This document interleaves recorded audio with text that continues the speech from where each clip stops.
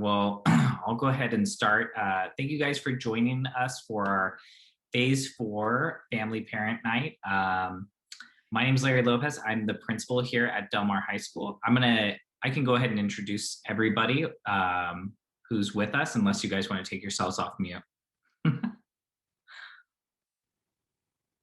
All right, I'll go ahead and introduce. My assistant principals here this evening, I have Lindsay Schubert and Diana Wynn.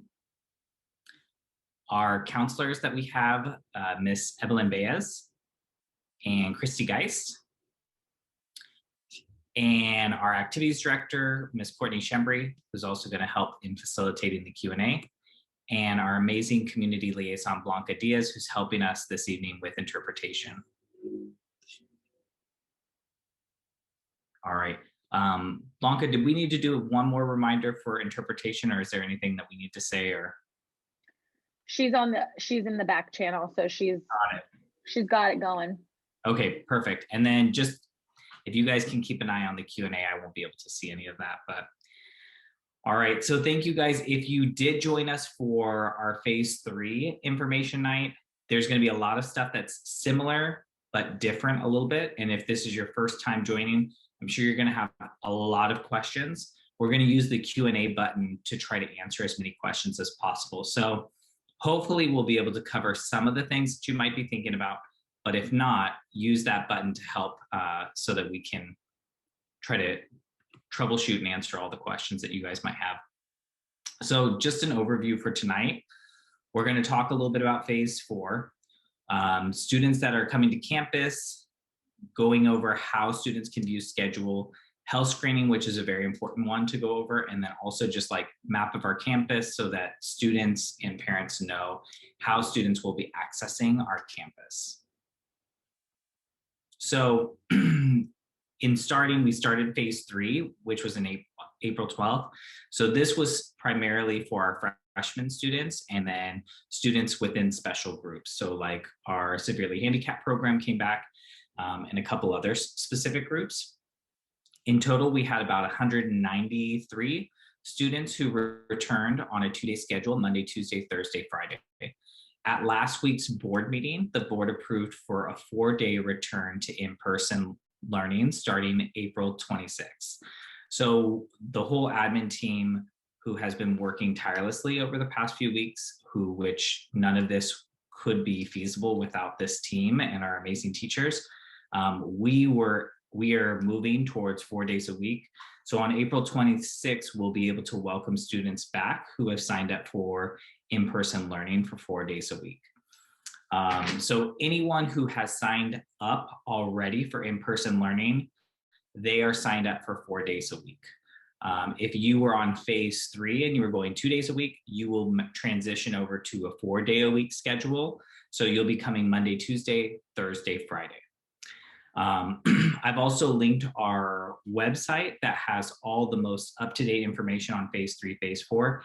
Every video, presentation, information sheet that we communicate can be found there. So I would bookmark this page, save it, because it's something that we would highly recommend going back to, especially if you want to share, if your students planning on attending, coming back. There's some great information on how to check schedules, how to do health screening, stuff like that. So please, please, please always take a look at that for our most up-to-date information. So the first question I kind of answered, but it's going to be a little different than what it was for Phase 3. So Phase 3, I talked about us being at a 2-day schedule. So the big change that we're going to see on April 26th is we are moving to 4 days. So students are going to be on campus 4 days a week, the Monday, Tuesday, Thursday, Friday. Wednesdays will continue to be remote, so students will access their student outreach in a virtual setting. One of the things when we'll talk about schedule, I'll show you a little bit about how that looks in case you are not necessarily familiar with what our schedule looks like. But it is a 4-day-a-week schedule. One question that we had is, can I go 2 days a week? Unfortunately, it has to be 4 days. The reason is because we are starting to build a list of students who are going to be on our wait list. So we have a lot of students who are requesting right now to come back in person. But because of size limitations for classrooms and things like that, we have to start a wait list. We can't just open it up at this point. So if you are someone who's watching and you're on the fence about possibly coming back to school or thinking you want your child to come back to school, give us a call. Call our main office. Anyone in the main office can help set your student up or you up for the in-person wait list. So another change that you're going to see is going to be our entrances. So I went over this with phase 3, and we had a little bit of different alpha breakdown based on the fact that we were on a 2-day schedule. So what's going to happen is every gate is going to be open and ready to check students in at 7:15. So many students will have a first period. Those of you who are part of phase 3 remember that there was like a 1-gate entrance for phase 3 for our morning students. Now there's going to be all the gates open. So it's going to be based on students' last name. So gate E, which is going to be near the gym, and PAC, it's where all the construction is going. Our last name's A through GI. And gate C is closest to the main office. That's going to be GO through O. And then gate B, which is over by the math wing, room 68, it's going to be P through Z. We're also going to have someone stationed at our entrance to our student parking lot. So every entrance of our campus will have administrators classified, someone available to check in each student who comes onto campus. The reason we have so many entrances, one, we want to try to limit the amount of backup that we're having. So obviously we don't want to have one entrance and have a giant line of students trying to get onto campus. But two, also, we as a school site feel very strongly about making connections and getting to welcome our students back. So our counselors and APs felt very strongly about making sure that they could meet and connect with the students that they haven't seen in such a long time. So we've positioned our counselors and APs at each of the gates, along with classified staff to help with the check-in process. Now, if your student is obviously driving to campus, they would go through the entrance to the student parking lot. One of the things that I will caution that we may change depending on how check-in goes. Currently, I have our check-in at the actual gate where people have to put in the code. But depending on how many students we have entering to campus and how quickly health screening goes, we may have to shift that to the parking lot so we don't have a backup. So currently I'm going to position myself as the one who enters and welcomes people into the gate.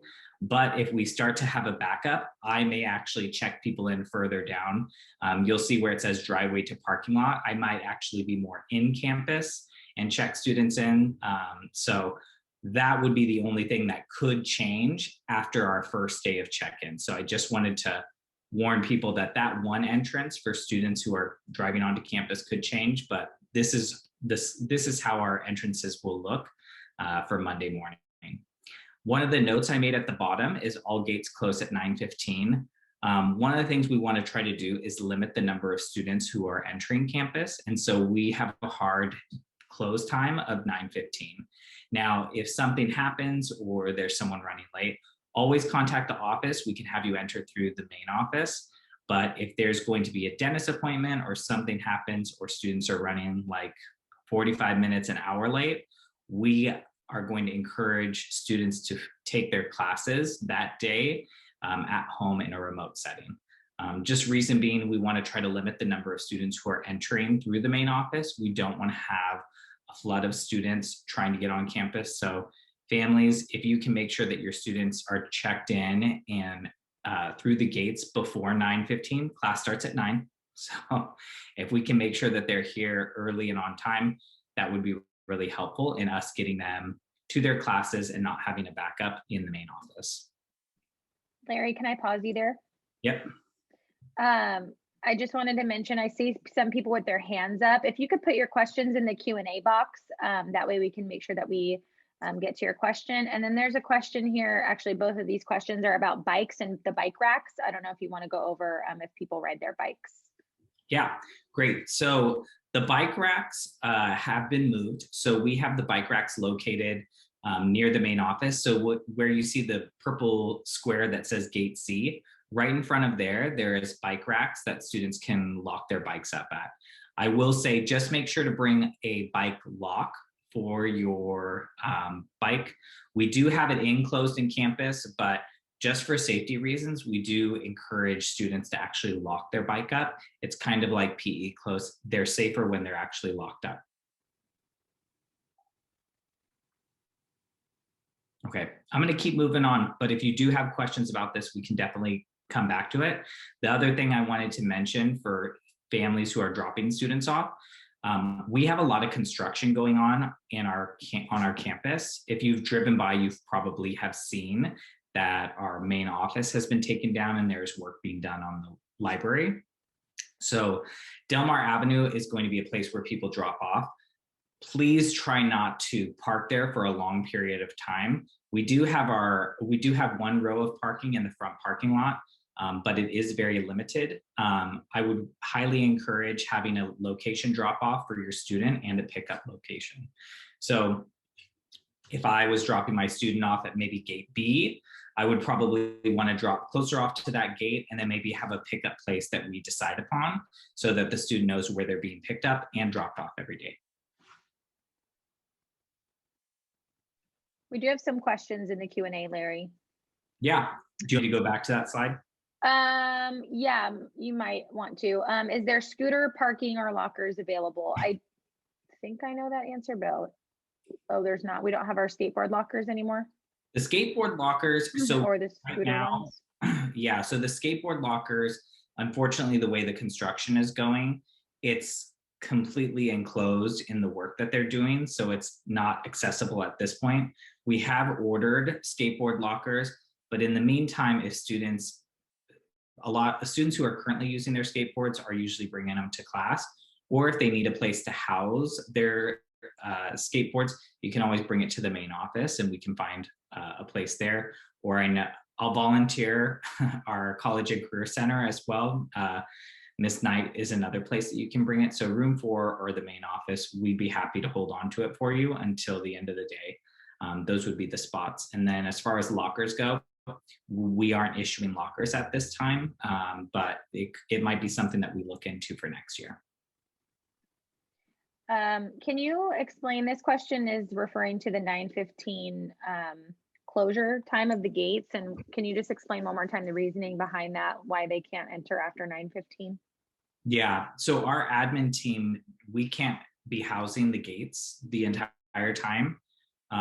So I can't have my people on campus and then monitoring the campus as well. So those gates can't be monitored the entire time.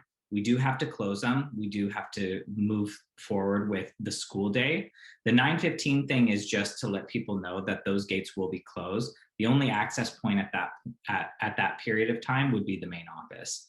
So we're trying to encourage families to get there at or before the start of school, just because we don't want to have people dropped off at like 9:30 or 9:45 when school starts at 9 o'clock. We want to try to limit the number of people who go through the main office just for safety reasons. What's the earliest that you can drop off your student? Great question. So we will be at the gates ready to open them at 7:15. If students are dropped off earlier, they can wait in line, but the gates will not be open until 7:15.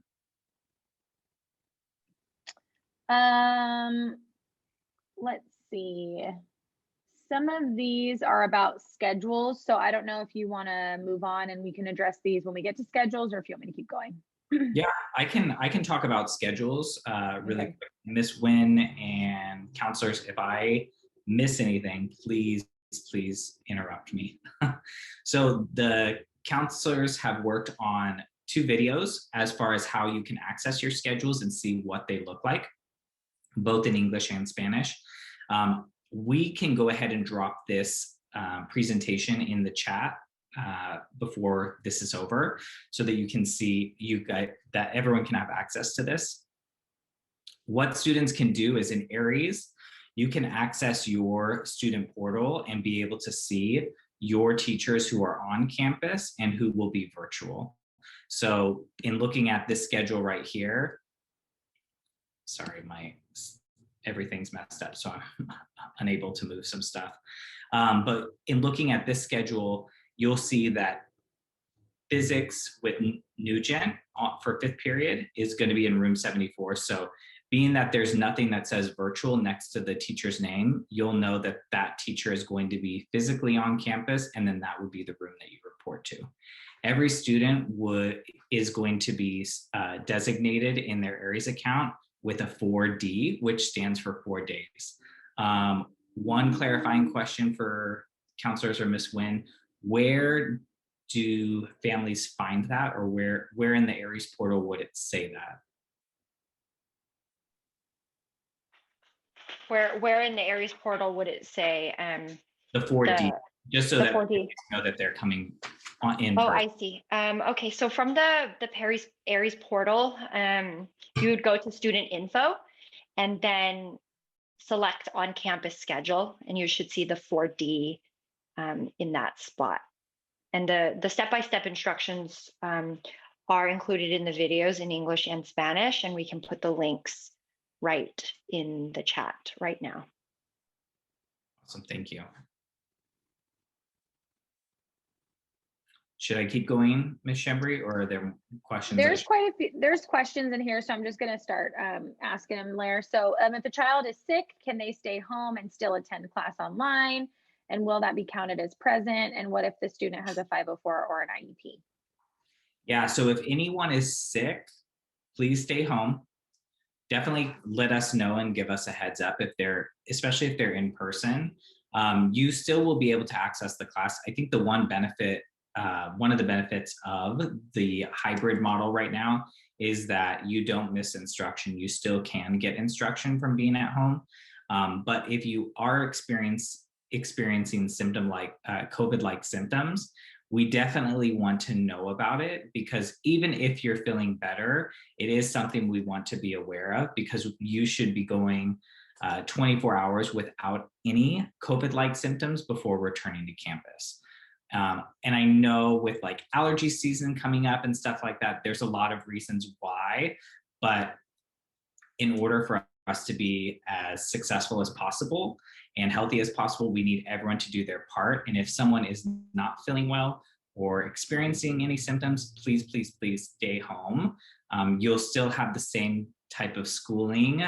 Your teachers will still be able to work with you virtually. You won't get penalized in any way, shape, or form. We're not going to give up your seat. None of that's going to happen, but just think about safety, think about staying home, especially if you are feeling sick. This question, how can I confirm that my student or students are confirmed for return to campus instruction? Yeah, so that was the 4D piece that Ms. Nguyen just talked about. As far as in the schedule, you'll be able to look and we'll drop, if we haven't dropped those in, we'll drop them in so that you can check out the video. But there is a way to see, it'll say on the student schedule, in-person instruction 4D, and that means 4 days a week. So that means that we've already confirmed that your student is coming to campus. And if you got information from me about this evening or this event yesterday, then you are part of our list that we have tagged. But definitely check that out and then call us if you have questions. And Ms. Nguyen just put the links to the YouTube videos in the chat so people can access those. I'm seeing in the Q&A that it looks like there might be some issues with the on-campus schedule being activated in Aries. If you can email me directly the name of your student, it would be really helpful if I can just emulate the account to see if there's something going on our side with the technology, but that will also help me to verify. So I'm going to put my email address in the chat right now, and you can just send me an email with your student's name and I'll look at that right now. Thank you. Awesome. Okay, let's see. Students who have their 4th or 7th period as a virtual class, would these students be allowed to leave in-person school early to take that class from home instead of on campus? Yes, so students who have a 4th or 7th will be able to leave early. So I think the biggest thing is going to be as far as just communication with that. Students who have a gap in the middle of the day, we are going to have a location or a spot for them. But if you have a gap where it's either first thing in the morning or at the end of the day, we are allowed to have you head home. I just want to make sure that we are all on the same page. So if you do have a end of the period gap and you do wish to go home, please let me know and your counselor so we can just make sure that we're all on the same page, that if Miss Shembri, who's a freshman, is going home 7th period, that parents and all of us as a school site are in agreement that is the case. So just make sure to keep us in the loop, only because we want to make sure that it is something that you've agreed upon and you're okay with that. In the same topic, if a teacher is virtual during the middle of the day, where will students be going? Yeah, so we have a couple different hubs on campus, and for example, the cafeteria would be one location, but we also are going to be starting a math hub where we have a math teacher who was a sub for us, taught pre-cal, will be with some of the math students where maybe their teacher is virtual, but they'll have assistance as far as a math teacher that will be in there to help. So we have a couple different hubs, but everything's reflected in the schedule as far as room assignments and where students should be going. There was a question here, what time will school end? So the bell schedule hasn't changed, correct, Mr. Lopez? The bell schedule has not changed. Okay, so 2:10. Yeah, Okay. And just to clarify, if the student's teacher is virtual, you're still coming to class. Mm-hmm. It doesn't mean you go home and go virtual. We do have a place for you, so definitely check the schedule and we can help with that. This question, if the teacher is virtual, will they stay home and log in? So I think you probably answered that one, Mr. Lopez. Have classroom numbers changed from the 2-day-a-week setting? They shouldn't have, or a few have? Okay. Yeah, classroom numbers. So this is kind of the confusing thing, and I appreciate this question being brought up. So as we moved people over and updated room assignments and stuff, it is reflected in Aries. So if there are students who are returning tomorrow for their 2-day-a-week and they are part of phase 3, they may see some of the reflections, even though those reflections shouldn't happen until Monday. Unfortunately, we had to move everything over and get everything set and ready to go for Monday. We couldn't put it on a timer, unfortunately. So we will be troubleshooting and helping support students, but for phase 3 students, just keep doing what you've done for the last 2 days, and then starting phase 4, everything's reflected in the Aries portal. Why will lockers not be available? We are not issuing lockers. No school site in our district is issuing lockers, mostly because of sanitation reasons, and students aren't good about they share lockers, they put stuff in each other's lockers, and we want to try to refrain from anything of that nature.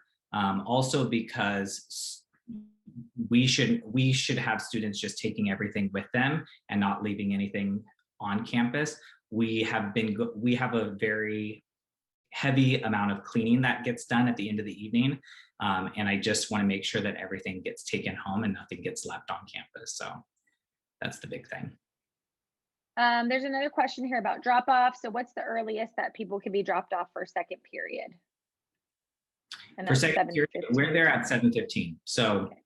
I mean, you can drop off anytime after 7:15. Obviously, classes isn't until 9, so dropping out at 7:15 might not be the best, but you could essentially drop them off early. What percentage of teachers are on site? Good question. I think I definitely would say it's going to probably be over 70%. I don't know the exact number right now. I'm thinking about the ones who are currently showing up, but we're going to have everybody showing up who's not on a modified assignment, who are going to be returning on Monday.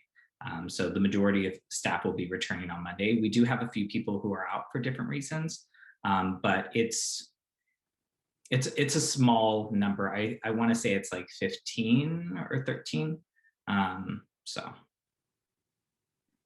Okay, I'm gonna have you go on, Mr. Lopez, these, and then these questions may come up, or I can ask them at the end. Okay, yeah, I think the biggest thing is saving the website. That's where the most up-to-date information is, where you can find everything. So please make sure to bookmark that and save that. I mentioned that earlier. Also on our website, we have just kind of a basic guideline for phased in-person instruction. So this is good. This is our information on just physical distancing, wearing a mask, some of those guidance that I think we're all very familiar with. But in case you're curious, it's highlighted there on the website. But the big thing that I want to talk about, which is something that I want to make sure all students are ready to do come Monday morning, is our health screening with Parent Square and Student Square. So the district has invested in Parent Square, which is also from a student account. It's also called Student Square. And what this is this is our way of screening students each day that they come on campus. So this is something that needs to happen every day a student comes onto our campus. It should happen before they set foot on our campus. When I talked about having the gates and people checking, this is what the people at the gates are going to be checking for. They want to make sure that you've completed this health questionnaire and that it's done and ready to show us by the time you check in. Now, there's a couple different ways that you can do it. One way is you can download the app.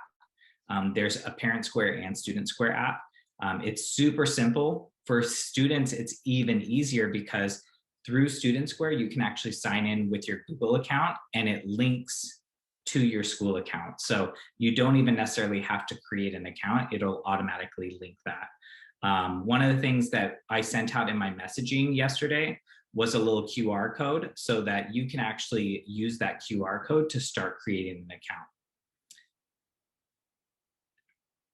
So I'm not going to go through the step-by-step instructions. This seems very detailed and I don't want you to get overwhelmed by it. But if you click on this link, there's actually a little bit easier instructions. The main thing that you have to know is students, you can either do this from your phone or you can do this on your Chromebook. This opens up at 7 o'clock the night before. So if I was going to come on campus tomorrow, I could start doing this in 2 minutes. It would open in 2 minutes and I can go ahead and fill it out. Or if I was a parent, I could fill it out for my child. And then what happens is if you look at these bottom photos, there's a green check or a red stop.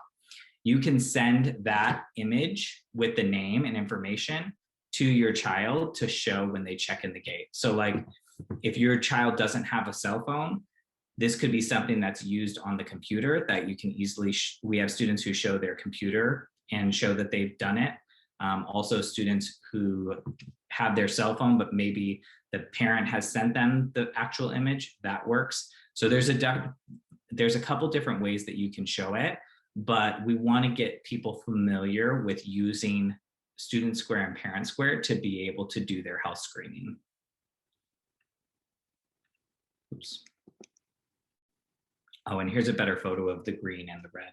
So it's a very, I will say it's very easy to use, but if you don't get familiar with it, it's going to be very challenging on Monday. One of our biggest struggles last week was people didn't have the information on how to log in, or students showed up and they had no idea where to go. So if you could even practice, I definitely encourage you. It is open for everyone to fill out, even though you might not be coming on campus. I'd encourage you today and possibly tomorrow just to practice going on to Student Square or going on to Parent Square and filling it out for yourself so that you can see how easy it is. It's 5 questions. It takes all of maybe like 2 minutes. But if it's something that's not done until students physically show up on campus and are waiting in line, it's going to cause a backup. So we want to try to encourage people to get comfortable filling this out now so that on Monday, it goes a lot smoother. Keep going, Ms. Shembri. Yeah, we've got some questions, but I think you can go on for now and then some of these may be answered in logistics. Okay. So this is our schedule. Everyone's familiar probably with the updates to our schedule. The biggest thing that in-person students are going to need to know for this schedule is tutorial. So you see tutorial comes right after second and fifth period. So what happens for tutorial is students will return back to their second or back to their fifth period class, and they will have access in a virtual setting with any of their teachers. So what that means is if I'm in Miss Shembry's second period class, I would head to tutorial, I'd go back to Miss Shembry's class, but then any of my teachers, I can go to their virtual classroom or their virtual office hours to get help. So the nice thing about this is now teachers are available all the time during tutorial. I know one of the troubles that we had earlier this year was having too many options and not knowing when teachers had office hours or when they didn't. Now teachers will be available during that tutorial time. Just as a reminder, teachers who are part-time won't be available all 4 days. It reflects their schedule. So if a teacher is full-time, you're going to see them all 4 days. If they're not, you probably won't see them all 4 days. So if you have a teacher who's part-time or you're wondering, I can't find this teacher's office hours, that could be one of the reasons. But let us know if you're having trouble figuring out office hours or where to find those. But hopefully students have already become accustomed to that since they are in the teacher's Google Classroom.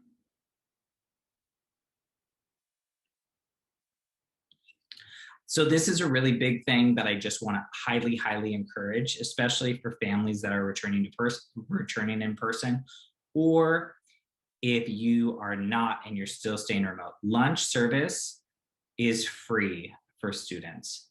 There's nothing required. You don't have to do anything. You don't have to fill anything out. So in person, we will have lunch provided 4 days a week that students can pick up. If you are not returning in person, we will still have our lunch service out of the pack. If you're not aware that that's something that we've provided, it is something that's provided each day. So if you aren't coming to school, you can access it that way. But if you are in person, we will have lunch carts available. We've also started getting out breakfast items in the morning that students can pick up on their way in. This would be things like donuts or Pop-Tarts or different things like that. So we have grab and go items. So if you don't get breakfast, we will have breakfast for you to pick up. Please don't be shy. We encourage you to grab anything that you need. Just want to make sure that each of you are taken care of.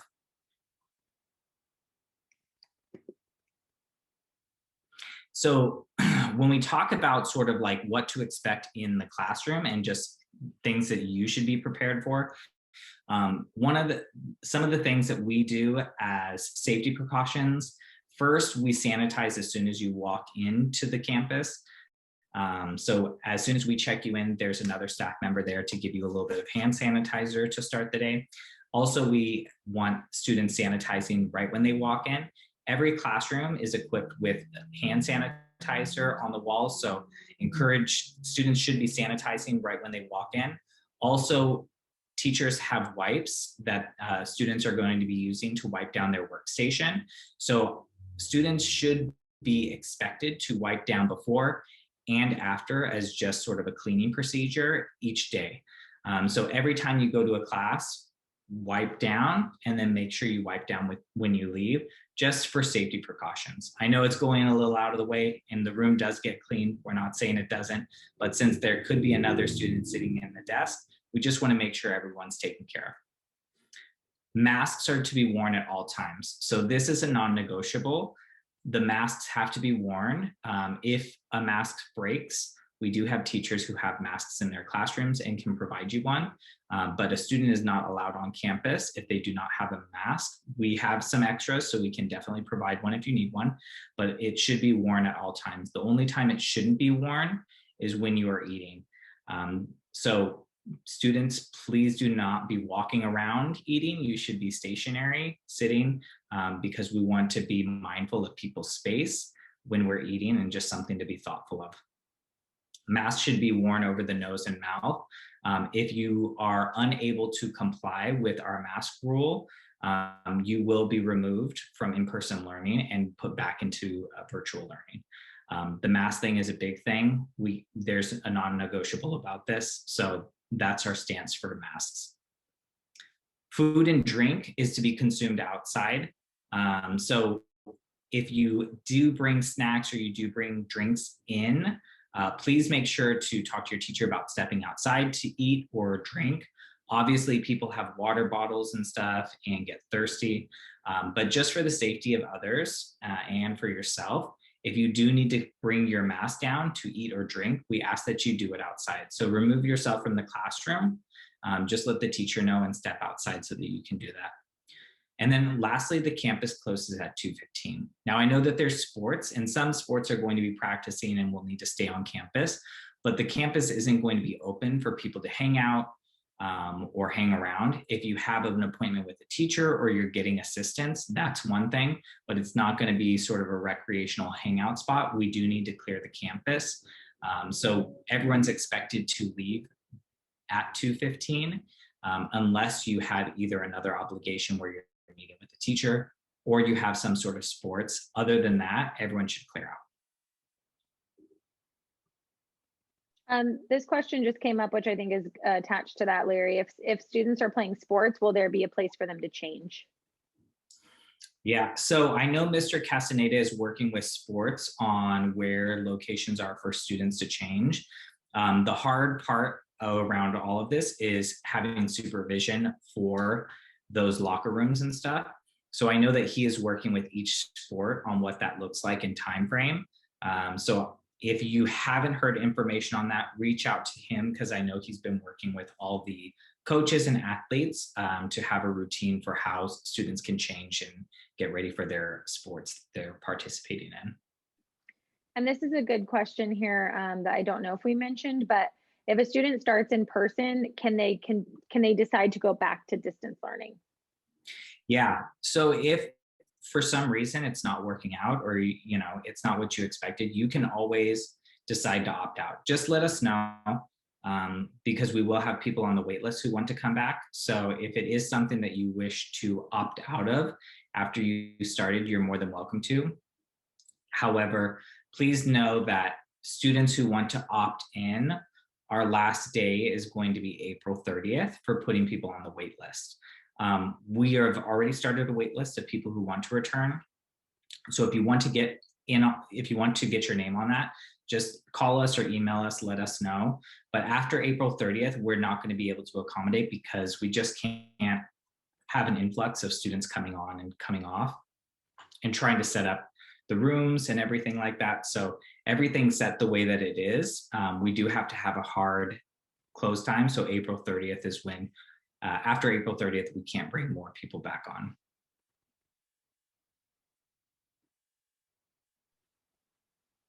And then these are just some reminders that I wanted to share. The biggest thing is the health screening. Please, please, please get familiar with that. Get used to how you fill that out. It's very quick. It goes by very fast. But if it's not done when students show up, it does take a long time. So please, please, please be familiar with that. I talked about having a plan for pickup and drop off earlier. Make sure to have a plan in place when you're picking up students and where that is going to be. Headphones is a big thing. If you need headphones, we do have extra headphones in the main office, but please make sure that you have headphones that you bring with you each day. There are some classes you might not need it, other classes you might. So if you do need headphones and you don't have any, we have some in the main office. We would be glad to provide you some. Number 4 is one that students sometimes forget about, but your laptop needs to be charged each day. We don't have a ton of plugs or areas on campus for students to plug in. So really, really, please make sure every night before you go to bed, it is charged. We do have a couple loaners in classrooms, but again, I highly, highly suggest making sure that it's charged every day, going to bed, making sure that it's plugged in before bringing it to campus.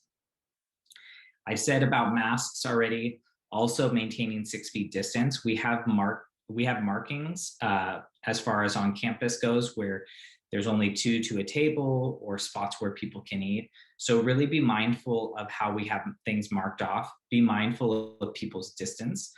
Try to make sure to separate you and yourself from friends.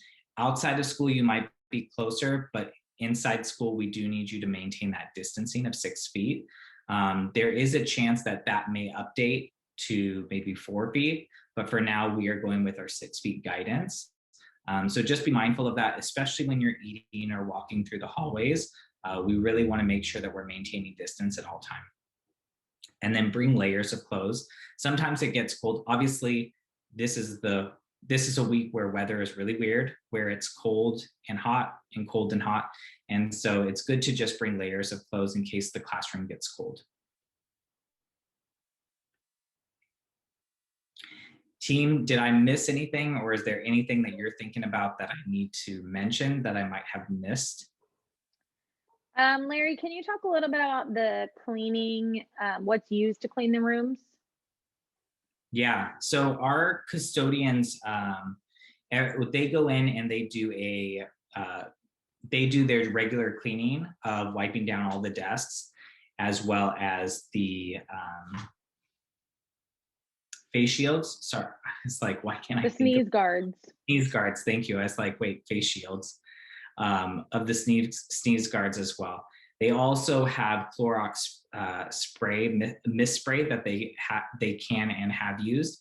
It's not used daily, but it is a mist that goes into the classroom that usually sits and is there for about 15 minutes. So that is used as well. They also have a checklist. So if your student looks on each of the classroom doors, or if they go to the restroom, there's a checklist of all the cleaning items that the custodial crew does each day that they walk into that classroom. So there's certain set expectations across the district of what custodians need to do in order to clean the campus.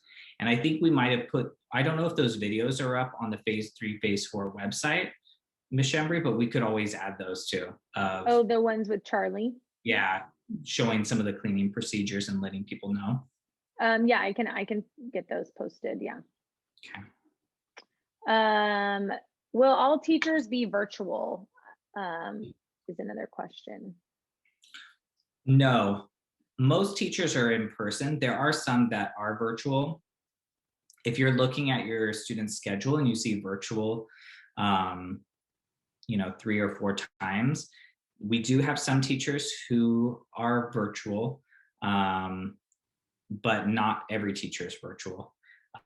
So there might be some of you who experience that, where you possibly have 3 or 4 periods with a virtual teacher, but it's not the majority. So if it is something that's a concern for you, or if you want to maybe decide not to opt in, completely understandable. I would highly suggest maybe trying it out and seeing how the first week works and then making that decision.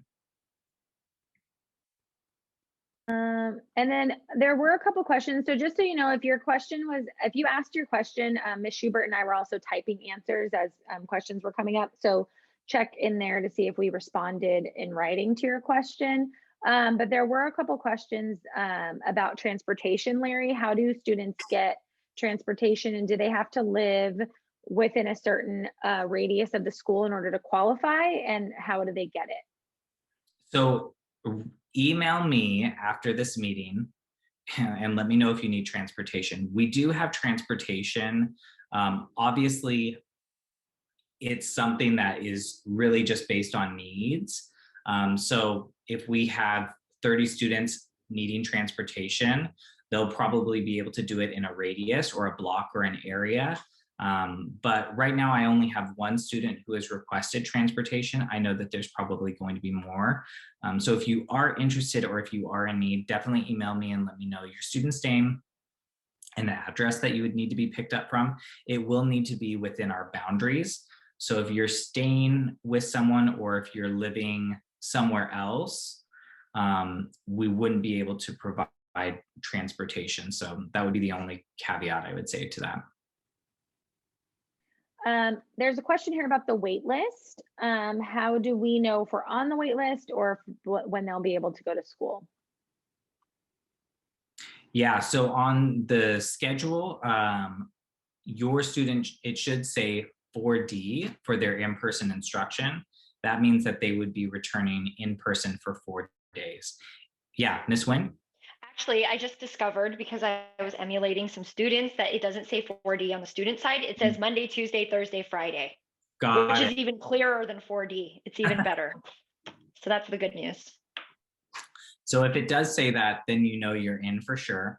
If it doesn't say that, then we need to either get you on the wait list or confirm you're on the wait list. So definitely reach out. And if you're still having troubles and you're like, I still don't know for sure, call us, email us. We can definitely check for you and just give you a heads up. I know it's a little stressful, and there's a ton of moving parts to this. So it's totally okay if you have questions, and some of those questions may not get answered here. So anything that we can help do to alleviate the stress, please let us know. Call us anytime, email us so that we can help follow up with that. There's a question here about recording, and I do want to remind everybody, yes, this is being recorded, and we usually get the recordings up on our website about by the end of the week. So by Friday, this should be up on our website. So stay tuned for that. Okay, if a teacher is virtual, can the students leave early and attend that class virtually? If it's a 4th or 7th period class and a student wants to go home and take the class, we just need parents' confirmation that that's what they're going to be doing for the remainder of the year. So if it's something that you would like to do, or you and your student agree to it, just let me and your student's counselor know, just so that we can make sure it's updated in Aries and give the teacher a heads up. It's totally, completely fine, but we just want to make sure you as the parent know that they're going home, and it's not one of those things where it's like, oh, I'm going to take the class at home, bye everybody, and then they end up at, well, I was going to say Round Table Pizza, but I don't think people are headed to Round Table Pizza to hang out. So this is a good question. If a child chooses to bring a personal computer versus the school Chromebook, will they be able to access the school Wi-Fi and log in and access their Zooms? I would suggest not bringing your personal computer. The reason why is sometimes there's some issues with our Wi-Fi where students can't get into certain things or access certain things because of how our Chromebooks are set up. If you have an issue with your Chromebook for whatever reason, we do have a site technician that's on site every day of the week. So I would prefer that you maybe take your Chromebook in, get it checked out by Mr. Chase as the first option, and then maybe we can replace it if there's something wrong with it. But try not to bring your personal computer. I just worry because there's always some sort of blocking things or issues that come up. I don't see any other questions in the Q&A. If anybody else has any last minute questions, feel free to pop them in there. And I know this is a lot of information, so I appreciate all the questions. And, even as things continue moving forward, this is always an ever-changing experience, and things always get updated and adapted to. And so I just appreciate everyone's flexibility with everything.